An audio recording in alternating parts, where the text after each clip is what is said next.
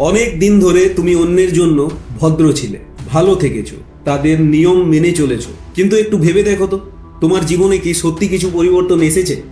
না। এখন সময় এসেছে নিজেকে বদলানোর। এখন সময় এসেছে এমন কিছু করার যা অন্যরা শুধু স্বপ্নে দেখে। তোমার লক্ষ্য পূরণের জন্য পাগল হতে হলে পাগল হয়ে যাও।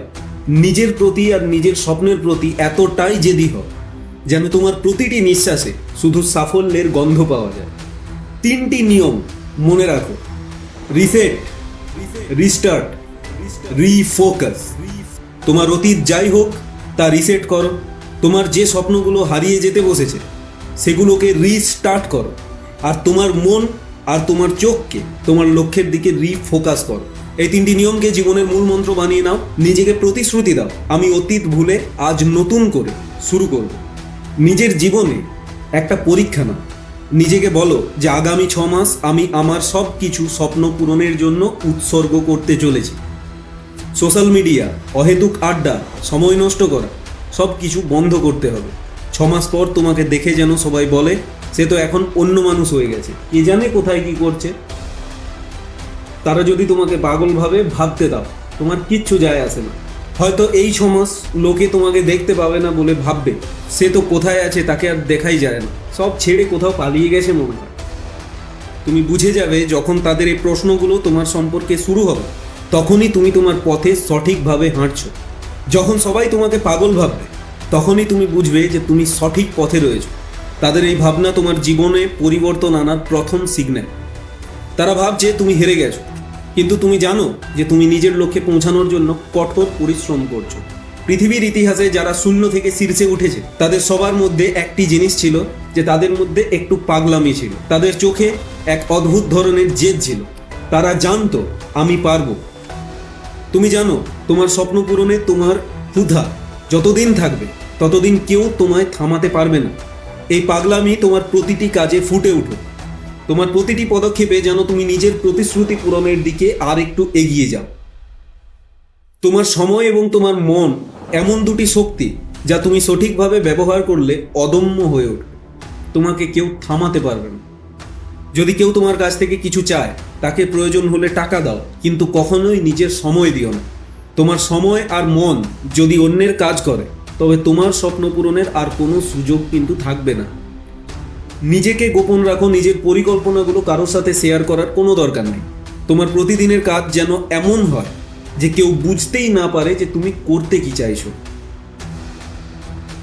তোমার কাজ শেষ হলে, সাফল্য যখন তোমার দরজায় কড়া নাড়বে, তখন এমনিতেই সবাই তোমার দিকে তাকাবে।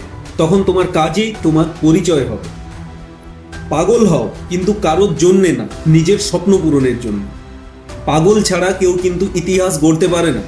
দুনিয়া সবসময় পাগলদের ভয় পায়, কারণ তারাই দুনিয়াকে বদলে দেয়। তুমি এমন কিছু করো যা তোমাকে সাধারণ থেকে অসাধারণ করে তুলবে। তোমার কাজেই হবে তোমার অস্তিত্বের প্রমাণ। এই দুনিয়া তোমাকে যেভাবে দেখতে চায় তুমি সেভাবে চলবে না।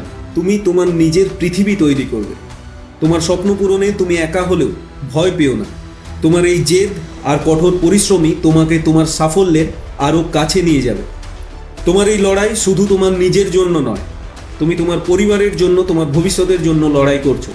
তুমি তোমার এমন একটা পরিচয় তৈরি করতে চলেছো যা প্রজন্মের পর প্রজন্ম মনে রাখবে।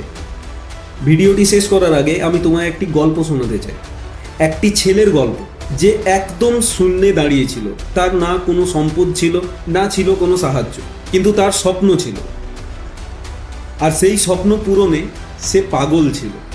দিন রাত পরিশ্রম করত, সব কিছু ত্যাগ করে দিয়েছিল। তার বন্ধুরা যখন আড্ডা দিচ্ছিল তখন সে একাকী কাজ করছিল। বছরখানেক পর সেই ছেলেটি একটি অনেক বড় কোম্পানির মালিক হয়ে যায়। আর যে সমস্ত মানুষজন তাকে নিয়ে একসময় মজা করত, তারাই এখন তার সাফল্যের গল্প বলে বেড়ায়। তোমার জীবনেও এমন কিছু হোক। তুমি যদি পাগল হয়ে তোমার লক্ষ্যের পেছনে ছুটে যাও, তাহলে এমন একদিন কিন্তু অবশ্যই তোমার জীবনে আসবে যখন তোমার শত্রুরাও তোমাকে সম্মান করবে। তোমার স্বপ্ন পূরণে তোমার জেদেই তোমার সব থেকে বড় শক্তি।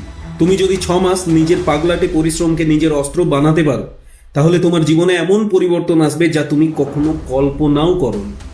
তোমার লক্ষ্য পূরণে তুমি কখনো থামবে না। তোমার এই যাত্রা একদিন অন্যদের অনুপ্রেরণার গল্প হবে। তোমার জীবন একটি উদাহরণ হবে যা মানুষ বছরের পর বছর মনে রাখবে। নিজের স্বপ্ন পূরণের প্রতি তোমার এই পাগলামি ইতিহাস তৈরি করো। তোমার নাম ইতিহাসের পাতায় স্বর্ণাক্ষরে লেখা থাকুক। তোমার স্বপ্নই তোমার পরিচয় হয়ে উঠুক।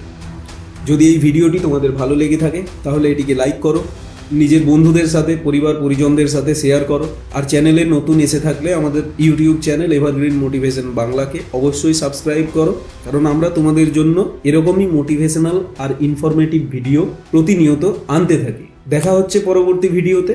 ধন্যবাদ।